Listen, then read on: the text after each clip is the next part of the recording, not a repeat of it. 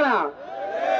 দেশের সংবিধান সংস্কার করার জন্য কোথায় কোথায় বাংলা ছাড়।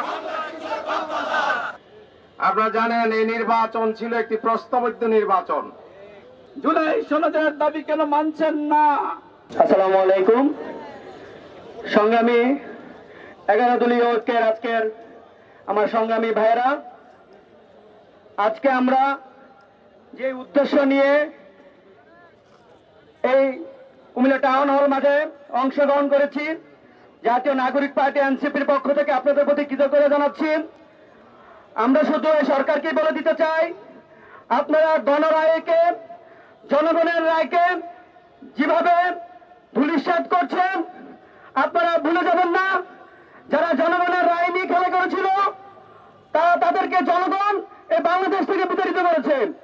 ঠিক আপনারা যদি জনগণের রায়কে আবারও বঞ্চিত করেন, তাহলে আপনাদেরকেও বাংলাদেশ থেকে বিতাড়িত করতে কোনোভাবেই দ্বিধাবোধ করবে না। আপনারা কেন খরচ বেশি হবে এই অজুহাত দিয়ে গণভোটকে আগে করতে দেননি কেন? আজকে জনতা স্পষ্টই বুঝতে পারছে। আপনি গণভোটের সেই খরচের কথা আপনার মাথায় আছে ঠিকই, কিন্তু আপনি এই 1.5 মাসে বাংলাদেশের ব্যাংকগুলোকে উজাড় করে ঋণ করে বাংলাদেশকে ঋণগ্রস্ত করে ফেলেছেন। এটাও বাংলাদেশের জনগণ দেখছে কিন্তু ইনশাআল্লাহ। আপনারা জানেন এই নির্বাচন ছিল একটি প্রশ্নবিদ্ধ নির্বাচন, ভারতের ডিজাইন করা নির্বাচন।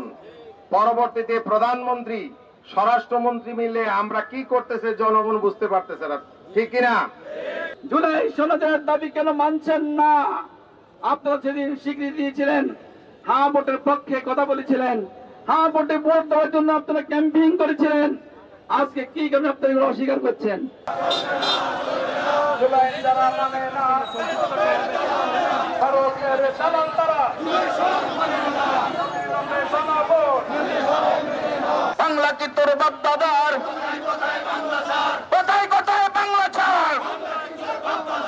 দেশের সংবিধান সংস্কার করার জন্য আর বিতরণের সুযোগ আমরা কাউকে দেব না। এদেশে কোনো ফ্যাসিস্ট আর প্রতিষ্ঠিত হতে দেব না। জনগণকে আমরা সাথে নিয়ে সকল অন্যায়ের বিরুদ্ধে সংসদের ভেতরে এবং সংসদের বাইরে কোন প্রতিরোধ গড়ে তুলব ইনশাআল্লাহ।